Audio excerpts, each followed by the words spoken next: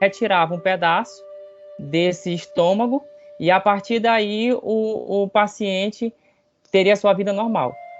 Contudo, vocês podem observar que até esse ponto aí, o prognóstico do paciente era terrível, né? Teria que fazer um processo operatório e naquela época também era inimaginável que pudesse ocorrer essa úlcera relacionada com bactérias. Então, quando em 1988, Robin e Barry Marshall, eles isolaram o H. pylori pela primeira vez, ele sofreu bastante críticas. E aí o que aconteceu foi o seguinte: como foi que foi o método deles? Ele separou porções do estômago e do duodeno. E aí, quando eles fizeram análise no microscópio, eles encontraram H. pylori. E aí eles relacionaram H. pylori com as úlceras gástricas e duodenais. Só que aí, como eu falei agora há pouco, eles foram bastante rechaçados, porque, como eu falei aqui anteriormente, a úlcera ela era relacionada com o hábito de vida, né?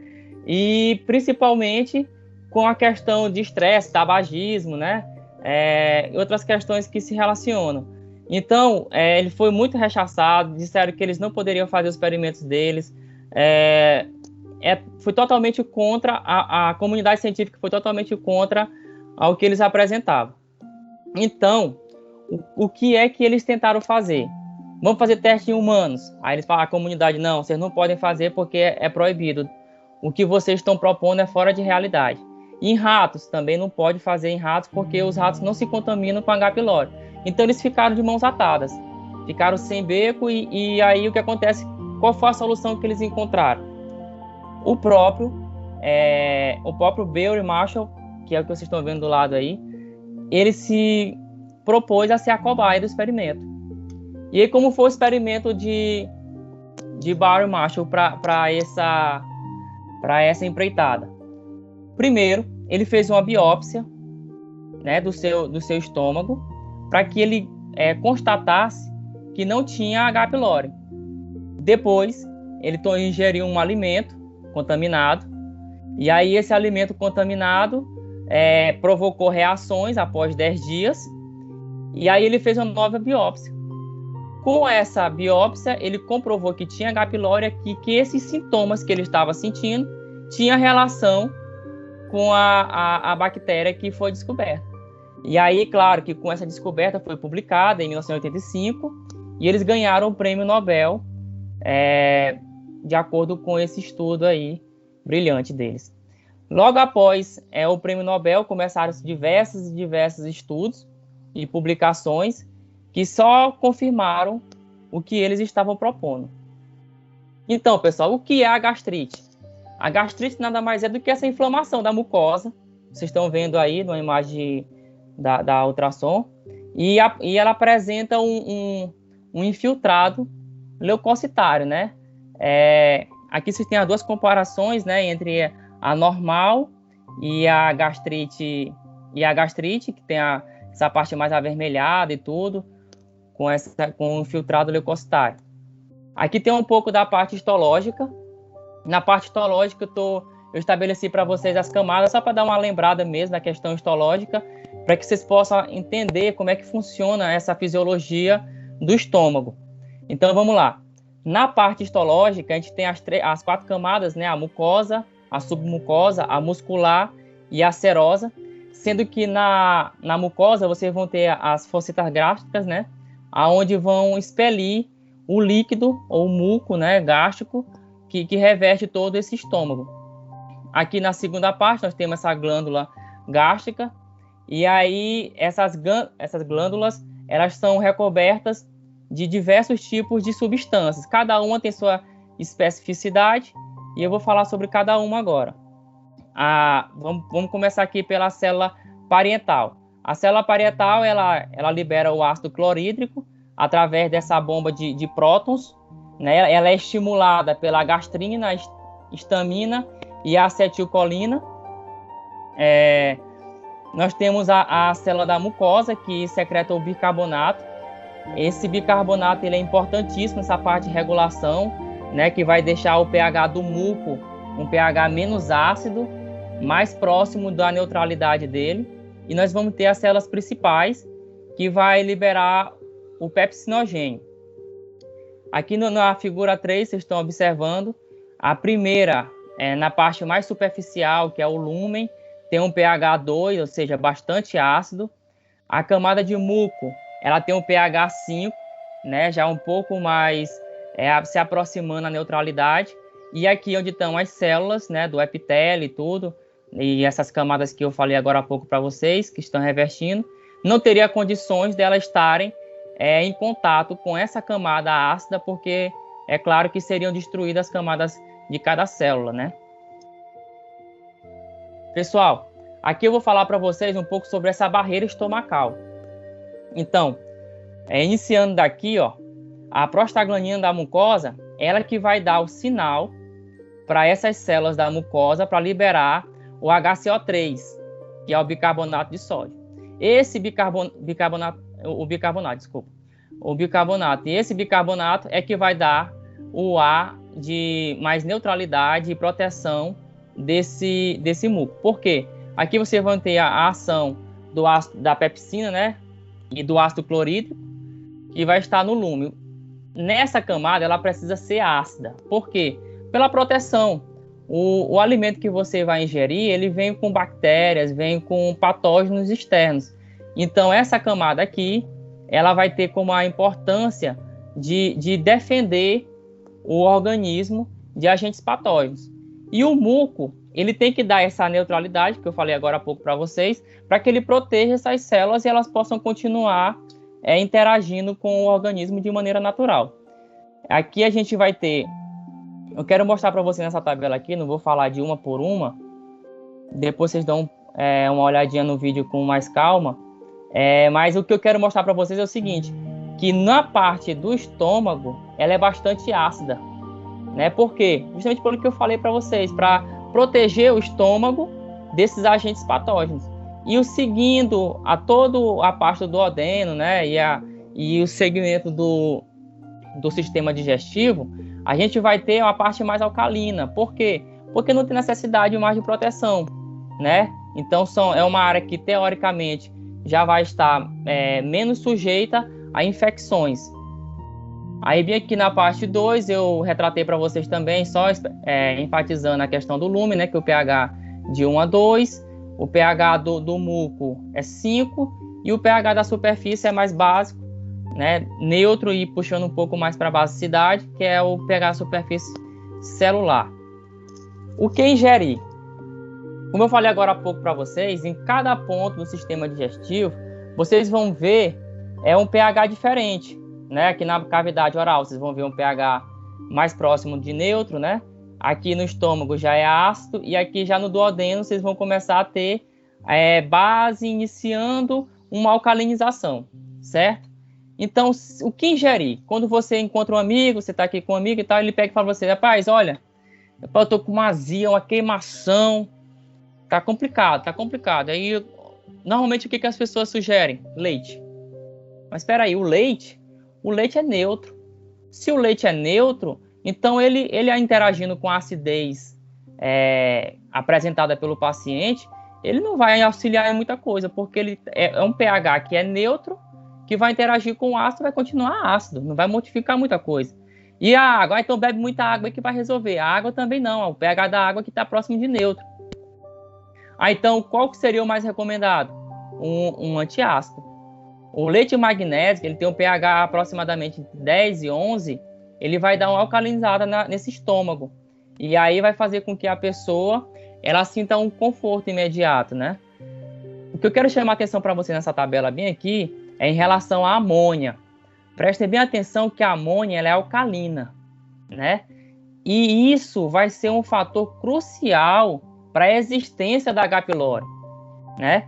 Mais na frente vocês vão observar que um dos fatores de sobrevivência da H. pylori vai ser a transformação da ureia em amônia. Ela vai tornar esse meio mais básico e a partir daí vai se estabelecer a sobrevivência dela, porque vocês, recapitulando, na parte mais na parte mais superficial, ela é ácida, então se tornaria inviável a existência da H. pylori aqui. Então, quando ela torna esse ambiente mais alcalino, ela consegue se sobressair em cima desse sistema. Então, vamos lá. O que acontece com o alimento quando ele chega no estômago? Com a chegada do alimento no estômago, o que vai acontecer? Ele vai estimular a mucosa gástrica com essas células que estão aqui na superfície, e aí essas células vão liberar quem? A gastrina, nessa posição aqui, ó. Libera a gastrina, e a gastrina vai entrar na corrente sanguínea, e automaticamente ela vai dar vida a quem? As células parietais. A célula parietal, ela vai liberar o que eu falei agora há pouco, muco, pepsinogênio e o ácido clorídrico, certo? E quando esse alimento chegar aqui na parte D, né, da mucosa, nas células G, além da gastrina, ele também vai liberar o muco e o pepsinogênio, na presença de quem? De aminoácido ou de peptídeos, certo?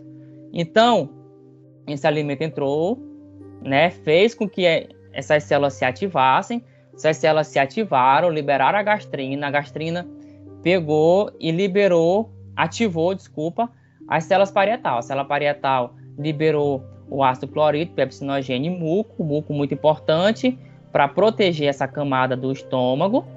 E aí, voltando para cá, ele conseguiu liberar mais quem? Pepsinogênio e o muco também para proteger esse restante aqui.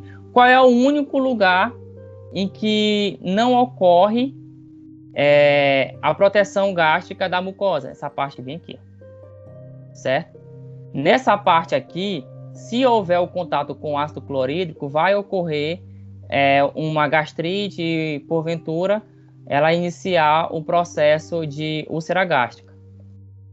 Voltando para cá, pessoal, quero só repassar com vocês rapidinho em relação aos hormônios. A gente tem a gastrina, que o local de produção dela é no estômago, e como eu falei, o órgão-alvo dela também é o estômago. Qual é a função dela? A produção do suco gástrico. Desculpa. A secretina ela vai atuar no intestino, ou ela é produzida no intestino e vai atuar no pâncreas, estimulando quem? A liberação do bicarbonato. O bicarbonato vai atuar na parte do intestino para fazer a neutralidade. Deixa eu ver se eu consigo botar bem aqui para vocês. Bem aqui. Essa foto tá boa. Então, nessa parte bem aqui, que nem eu falei para vocês agora há pouco, ela vai dar uma alcalinizada. Para quê? Para que você consiga passar esse alimento sem danificar o intestino delgado, né, o intestino grosso, porque nessa camada aqui, eles não têm células específicas e nem liberação de muco para reverter essa camada. Então é por isso que é liberado aqui do pâncreas essas substâncias com bicarbonato. E a colecistoquinina? A colecistoquinina ela é liberada pelo intestino, né, vai atuar tanto no pâncreas quanto na vesícula biliar, vai liberar o quê? A bilis e as enzimas pancreáticas também.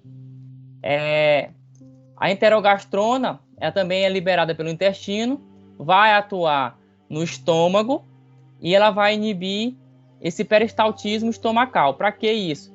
O peristaltismo estomacal ele vai dar uma retardada para que esse bolo alimentar ele possa ser dissolvido, possa ser triturado com essas enzimas, né? Então, a partir desse momento é que faz com que o fluxo do intestino, o fluxo do sistema digestivo, ele tenha uma periodicidade, ele tenha um fluxo contínuo, contudo, respeitando cada etapa dele. Mas quando é que nós vamos ter a gastrite especificamente dita? Nós vamos ter a gastrite quando ocorrer esse desequilíbrio entre a defesa da mucosa gástrica e os fatores de agressão. Os fatores de defesa, já falei agora há pouco, né? O bicarbonato e o muco em si. E os fatores de agressão, a gente tem os fatores endógenos, que é o excesso na produção do ácido clorídrico e a pepsina. E aí, nós temos também os fatores exógenos, com H. pylori e o Wine. O que acontece? Quando a gente ingere muita proteína, carboidrato e lipídio, aumenta essa quantidade de ácido para que triture essa quantidade que foi ingerida desse alimento, que é um alimento com carga muito pesada. E como eu falei agora há pouco para vocês, a presença de aminoácidos em excesso, ele vai produzir também em excesso o ácido clorídrico e principalmente a pepsina, né? E aí a gente vem agora para os fatores exógenos, que é o que eu vou dar seguimento em relação ao restante da aula, principalmente o H. pylori e o Wine. A etiologia do H. pylori. O H. pylori é o fator mais comum que vai ocorrer da úlcera gástrica. O que a gente tem em relação a ele, como fator causador, é de 80% a 95%, ele vai provocar a úlcera duodenal, né, nessa porção do duodeno, que é a porção superior. E de 60% a 70%, a gente vai ter a úlcera gástrica, que vai estar normalmente localizada na parte do antro pylori, né? Quando não ocorrer a presença do H. pylori, nós vamos ter as úlceras gástricas relacionadas com o Wine, né? Com os anti-inflamatórios não esteroidais. A prevalência do H. pylori no mundo. Vocês podem observar que o H. pylori ele é basicamente uma doença de país subdesenvolvido, né? Olha aqui, a gente tem aqui a América do Sul, África, essa parte aqui da Ásia. E nos países desenvolvidos, vocês estão vendo a prevalência muito baixa. Então, o que nos refere que em países subdesenvolvidos, onde tem uma baixa qualidade de água, de alimento e de saneamento básico, as pessoas têm maior propensão a desenvolver a doença. E a microbiologia da H. pylori. Na microbiologia da H. pylori, a gente tem o habitat, que eu falei agora há pouco dela, normalmente se localiza nessa região aqui, ó, do antro pylori. O tipo de bactéria é uma bactéria gram-negativa.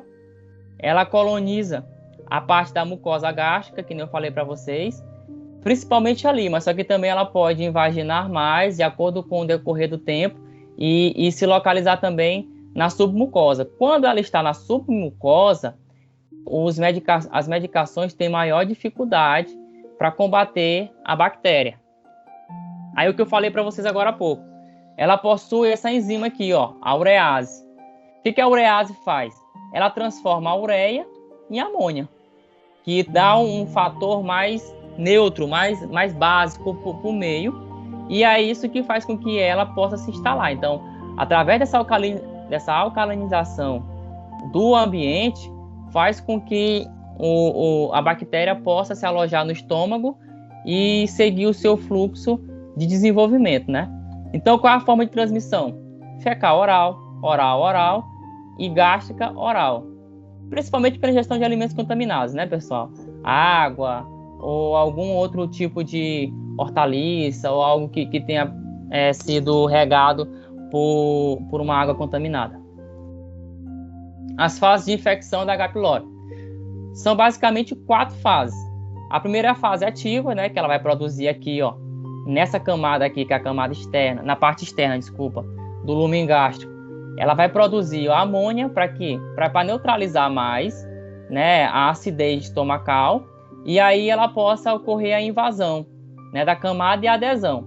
Depois que ela faz essa invasão e adesão entrando pela camada, ela vai se nutrir dessa camada, que é a camada mais superficial do epitélio, né, invaginando as células.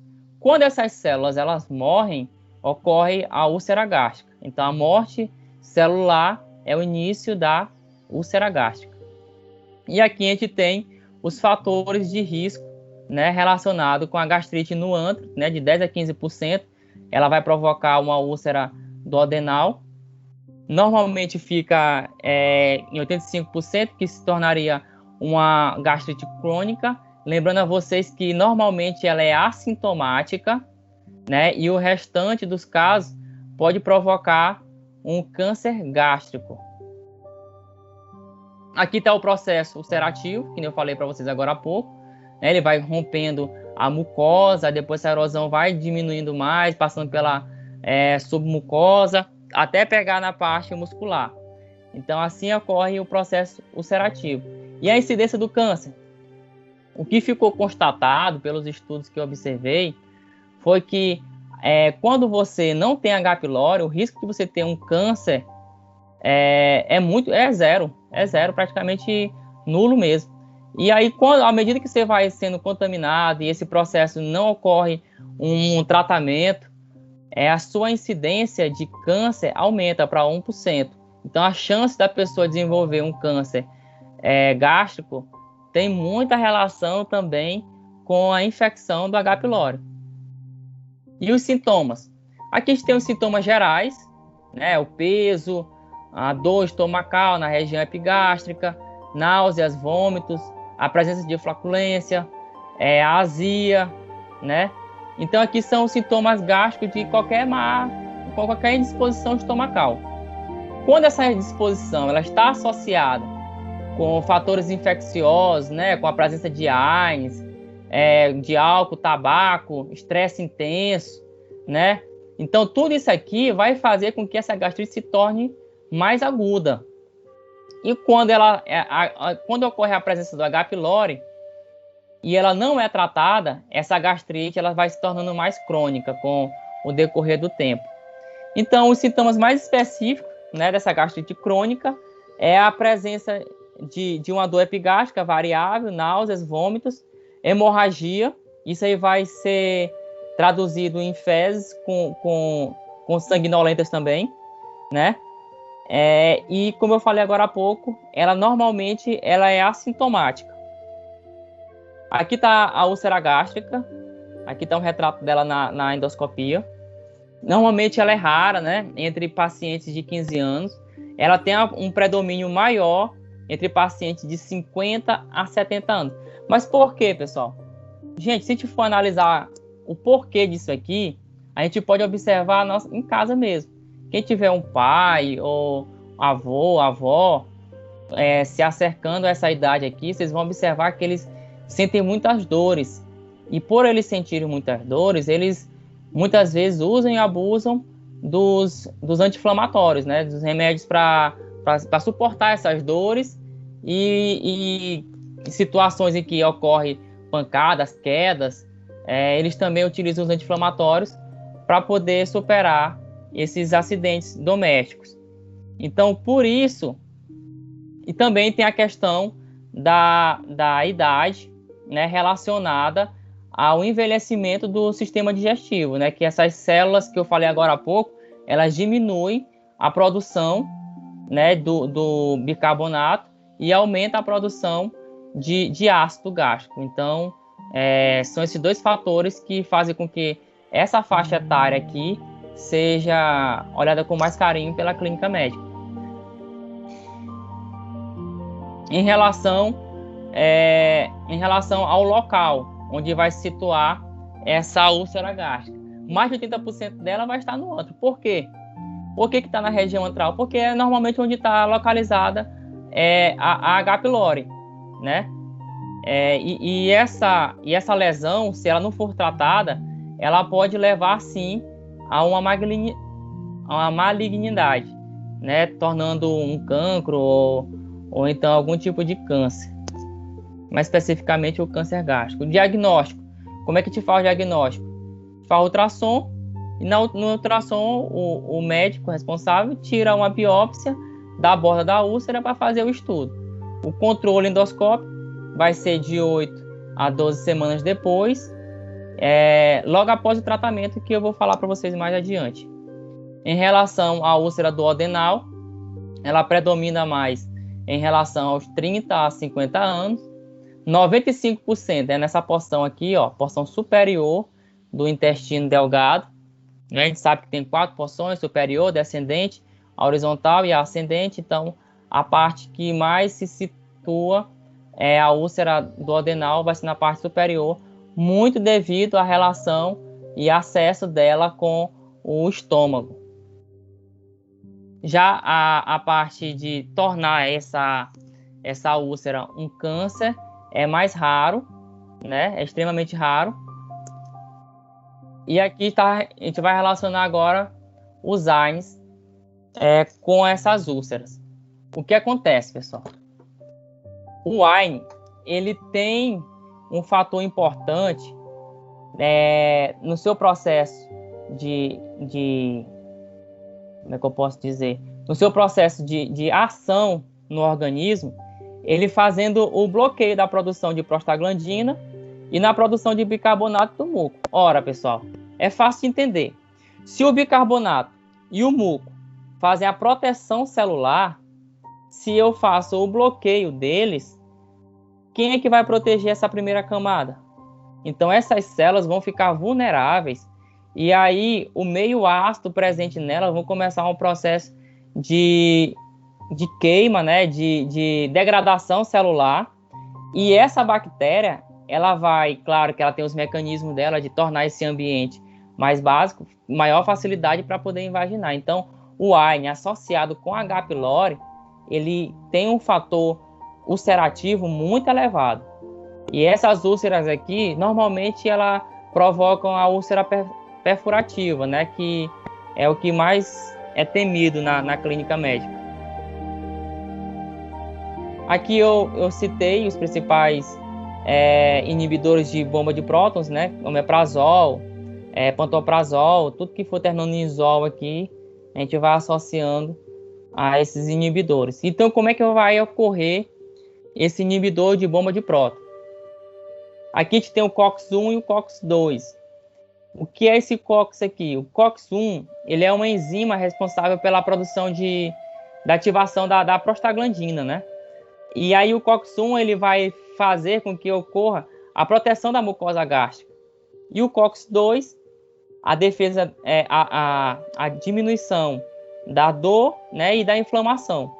E o que acontece é o seguinte, quando ele faz o bloqueio desses dois, do COX-1 e do COX-2, o paciente deixa de ter a febre, né, que é um fator normal, fisiológico, ocasionado pela prostaglandina, da inflamação e principalmente aqui, ó, a proteção da mucosa gástrica. Então, quando ele faz essa inibição da bomba de prótons, né, o que ocorre? Ele faz com que esse COX-1 e esse COX-2 que estavam sendo ativados pelo wine, desativados pelo wine, ele vai começar a ser ativado pela bomba de prótons, fazendo com que ocorra a diminuição desse processo ulcerativo. Então, os fatores de risco dos AINES aqui. Como eu falei agora há pouco, pacientes com acima de 95 anos, eles vão ter a maior propensão a ter, justamente por a questão de utilizar esses anti-inflamatórios, associados ao tabagismo. E, claro, se ele já tiver ocorrido algum processo de úlcera péptica anteriormente, isso vai fazer com que a camada do estômago esteja mais fina. E essa camada mais fina, com que ocorreu morte celular, foi danificada, ela vai dificultar, né, esse processo de restabelecer os fatores de liberação de muco, né, que vai fazer a proteção gástrica. Outro fator também de risco é as doses altas, né, dos anti-inflamatórios e os corticoides também, que tem o seu fator de ulcerativo, né, associado com a produção excessiva de ácido gástrico. O diagnóstico clínico da úlcera: dor abdominal forte, né, em forma de pontada. Quando você come ou bebe, aumenta essa dor. Como é que ele retrata ela? Ela é de forma de queimação, bem na boca do estômago. O paciente sente bastante enjoo, vômito, dor de cabeça e perda de peso. Quando é que normalmente ocorre essa sintomatologia? Normalmente é à noite, né? Como eu falei agora há pouco, está associada com tabaco e o etilismo, né? E, pessoal, 70% a 80% dos casos é assintomático. Se é assintomático, o que nós vamos fazer para ter um diagnóstico mais preciso desses pacientes? Aqui, ó. A gente vai pedir um exame complementar, endoscopia digestiva alta, e caso for constatado a úlcera gástrica, vou fazer a coleta desse material e levar para biópsia. Quais são as formas de diagnóstico? A gente tem um antígeno fecal, tá aqui o antígeno fecal, que vai ser apresentado com a presença do H. pylori. Eu falei agora há pouco para vocês a amostra do tecido, né, através da endoscopia, mas eu queria enfatizar uma coisa que não é comum da gente ver no dia a dia, que é o teste respiratório com a ureia marcada, com o carbono 13 e o carbono 14. Como é que vai ocorrer isso? O paciente ele vai beber essa ureia com carbono 14, né, diluída no suco, e aí o que vai acontecer? Na presença da H. pylori, ela vai produzir o bicarbonato, né? A associação disso aí com H. pylori vai produzir o bicarbonato, que está presente também marcado com o carbono 13.